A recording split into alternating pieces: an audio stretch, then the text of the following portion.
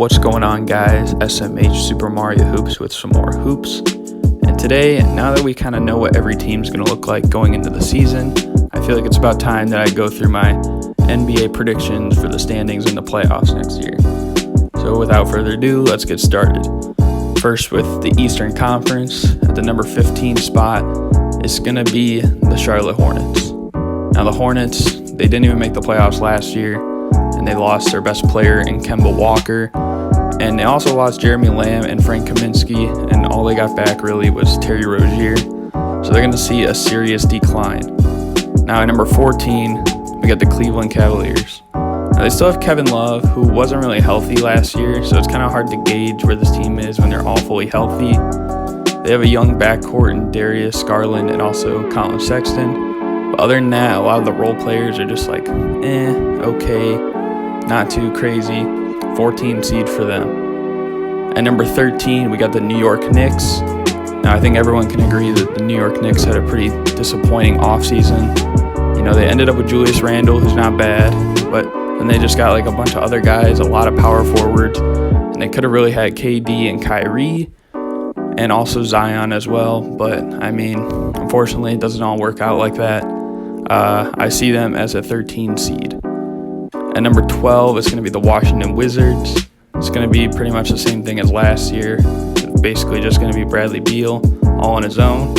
And you also got Thomas Bryant. And then Isaiah Thomas, who's going to be basically playing in the place of John Wall next year because he's probably going to miss the whole season next year as well. It's just going to be a lot of the same old stuff. Not really a playoff team. Now at number 11, this one's kind of a surprise to some, is the Atlanta Hawks. Now, I know they have Trae Young, and I know he's put on some muscle this offseason. Also, Kevin Huerter, John Collins. They also drafted Cam Reddish and DeAndre Hunter, and also Bruno Fernando. But I don't know. It's really tough because I feel like there's 11 teams that could be fighting for 8 spots. I know, I'm sorry, Hawks fans, but I just don't see you guys making the playoffs next year.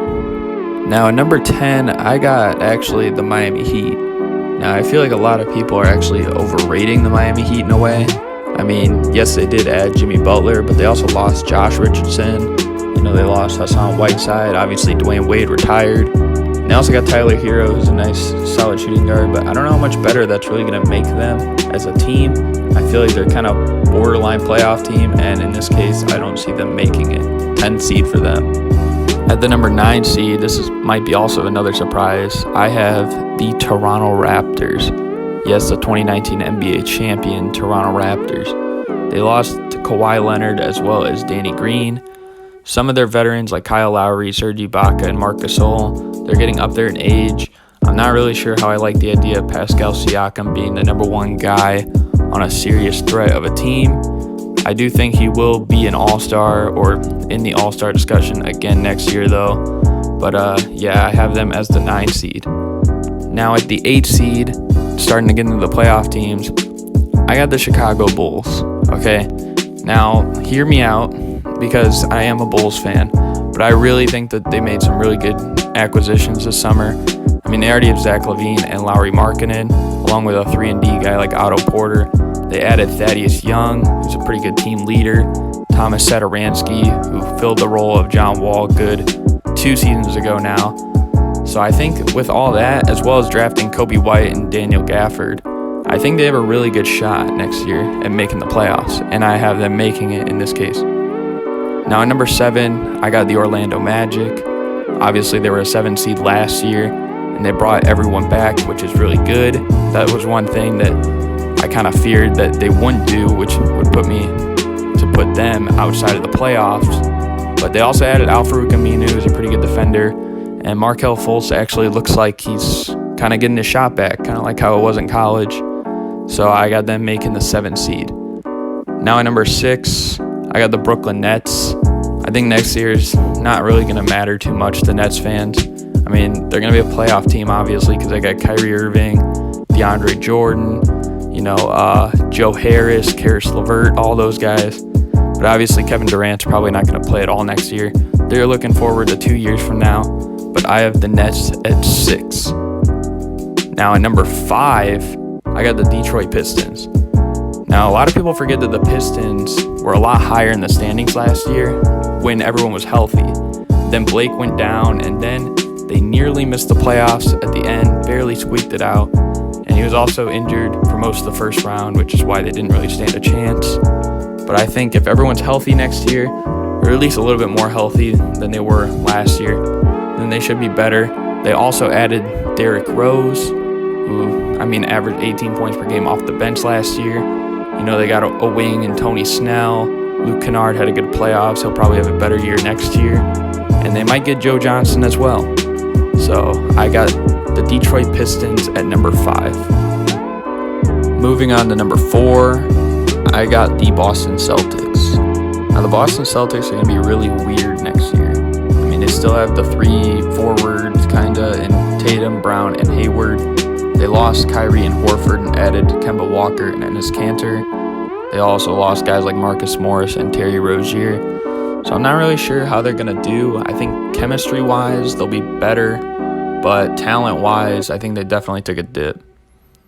At number 3, we got the Indiana Pacers. Now, the Pacers actually made some pretty nice moves. I know they lost Bojan Bogdanovic, Thad Young, Corey Joseph, and also Darren Collis that retired. But, they added TJ Warren for basically nothing, and they got Malcolm Brogdon in what I think was a steal of a trade. Plus, I think Victor Oladipo is really going to be back before we know it. And also Jeremy Lamb, not really too bad for the Pacers. I have them as a 3 seed. Now, number 2, we got the Philadelphia 76ers. Now, the Sixers, you could argue, have probably the best starting lineup in the whole entire league. They added Josh Richardson, and they also added Al Horford. But they did lose Jimmy Butler. They did lose J.J. Redick, which kind of takes away from some of their shooting. And you could also argue that of some of the contending teams, they probably have one of the worst benches. Outside of, Mike Scott, there really isn't that much there. So, I have them number 2. And at number 1, we got the Milwaukee Bucks. Now, the Bucks, I'm not really sure if they're going to be the same team next year. I do think they'll still be the best team in the East. But, losing Malcolm Brogdon definitely hurt. They did add Wesley Matthews as well as Robin Lopez. So it kind of gives them some 3-point shooting and a little bit more rebounding. But ultimately, I'm kind of still a bit skeptical. I'm not really too sure. But, I still have them as the favorites in the East, in terms of the regular season at least. Moving on to the Western Conference, starting out with the number 15 seed, I got the Memphis Grizzlies. Now, I think the Grizzlies did just about everything they could to prepare for the future this offseason. Ultimately, it's not going to lead to wins right now. But I think that with Ja Morant and Jaren Jackson Jr., as well as Josh Jackson, that's 6 J's right there. But, I think they're going to be pretty well suited for the future. Maybe in about 4 years from now, we could be talking about a pretty serious team on the rise. Now, number 14, we got the Minnesota Timberwolves. I kind of hate everything that the Timberwolves did this offseason. I thought they were going to get D'Angelo Russell, and they did not. They also lost Derrick Rose. They lost Taj Gibson. They lost Dario Saric. They let Tyus Jones walk for nothing. Basically, they just got worse, I feel like, all around. Maybe Andrew Wiggins will have a bounce-back year this year. Not really too sure. But, I got them at 14. Now, number 13, I got the Phoenix Suns. Now, I'm not too harsh on what the Phoenix Suns did as some other people are. I know a lot of people still don't understand the signings that they made and some of the moves. But I feel like at least they have an identity with, their positions now. They had Devin Booker playing, point guard, shooting guard, small forward last year. And, that really wasn't translating to any wins. In fact, they actually got worse last year and the year before. And, ultimately, they ended up getting Ricky Rubio. They got Dario Saric, Frank Kaminsky. They drafted Cam Johnson pretty high. They also actually decided who their small forward was because I feel like they had a ton. They got rid of Josh Jackson. They also got rid of TJ Warren. So now they're pretty much have an identity as small forward. So I think they're going to be 13. At number 12, I got the Oklahoma City Thunder. It's kind of amazing where the Thunder have gone from Russell and Paul George to what they have now. But they're still going to be a pretty decent team. They got Chris Paul. They got Gallinari in the trade for Paul George, as well as Shai Gilgeous-Alexander. And they also still got Steven Adams down low, along with guys like Terrence Ferguson.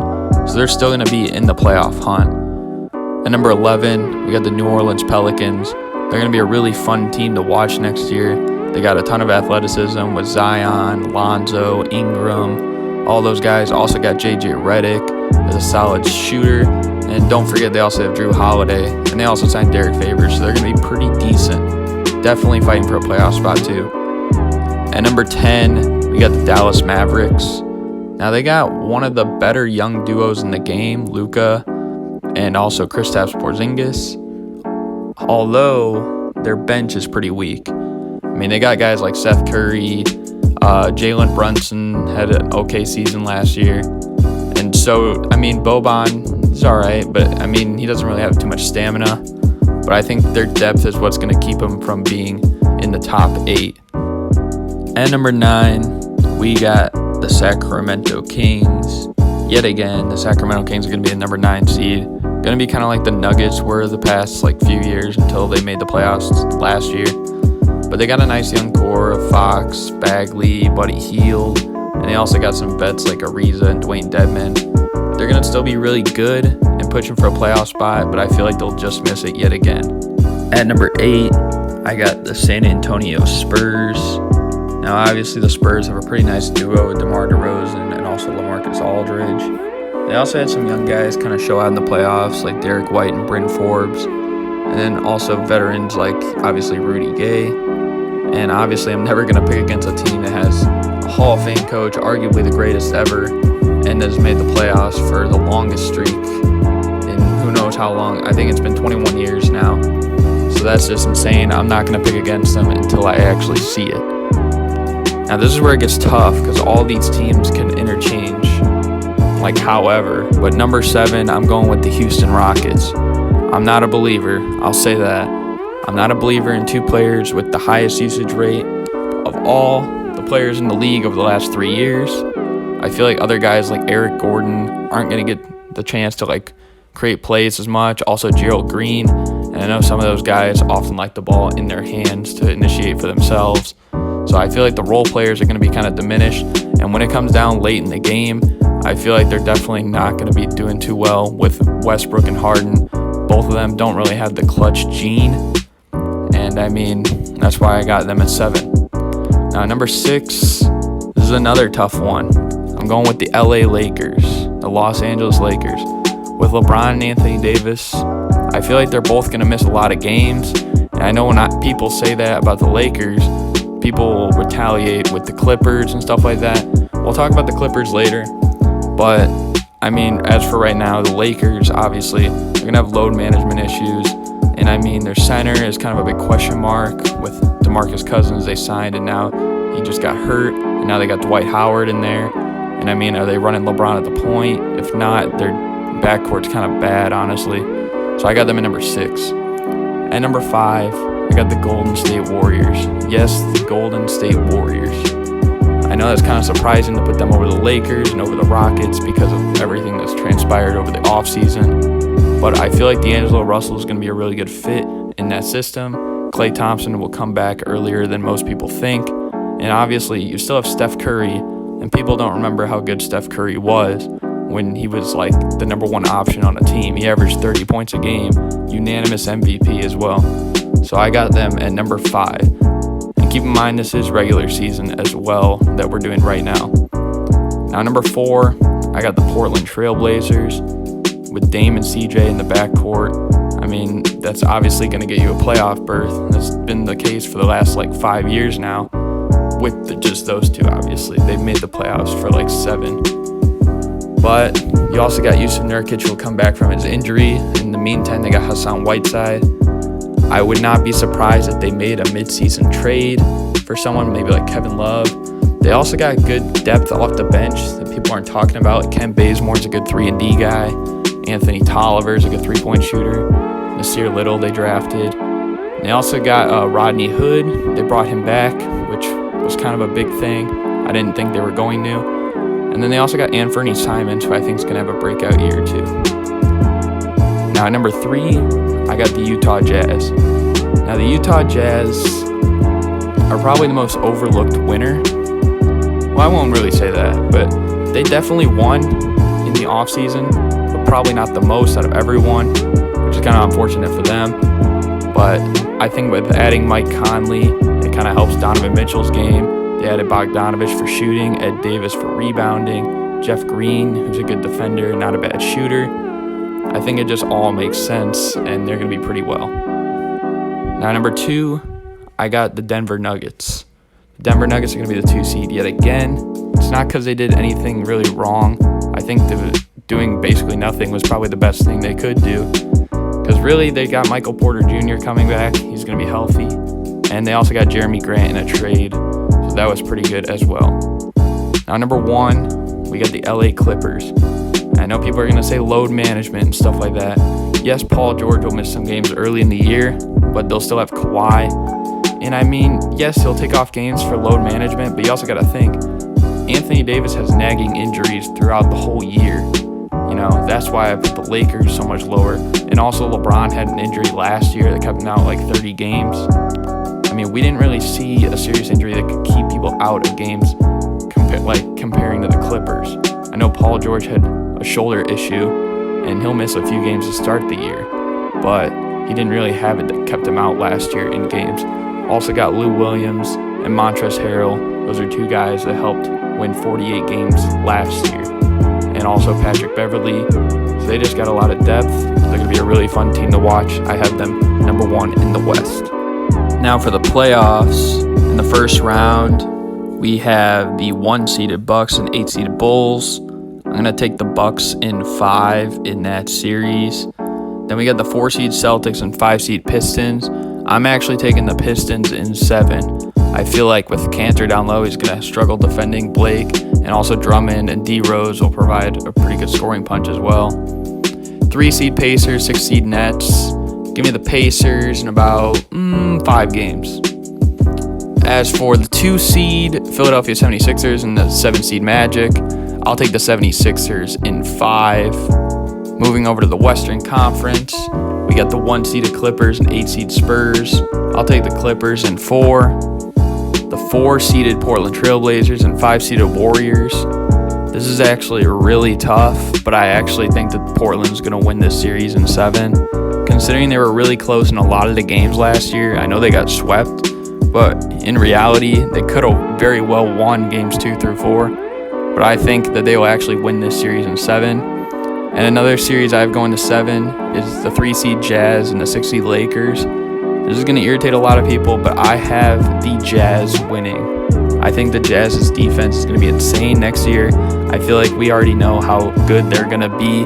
The Lakers, there's still some question marks, so I'm taking the Jazz in 7. Sorry, Lakers fans.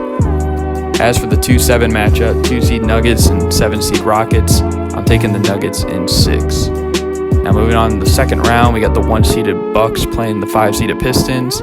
I'll take the Bucks in 5 in that series. Moving on to the 2-seeded 76ers, who will be playing the 3-seeded Pacers. I'm going to take the 76ers in 7. It's going to be really close, but I think the 76ers win that in 7. Moving over to the Western Conference, the 1-seeded Clippers and the 4-seeded Trailblazers. I'll take the Clippers in 6 in that series. Shouldn't really be too much of a problem, but I think the Portland team will get a few. As for the 2-seed Nuggets and 3-seeded Jazz, we got another upset. I really like the Nuggets, but I'm taking the Jazz in 7. So, unfortunately for them, the Nuggets would have 2 second-round exits in a row in 7 games. In the conference finals, Milwaukee Bucks and Philadelphia 76ers is the 1-2 seeds. I'm taking the Bucks in 7. Very close series, but I'm taking the Bucks in 7. As for the other side of things, Clippers and Jazz, I'm also taking the Clippers in 7 over that Jazz team. I think that Jazz team is going to be really good next year.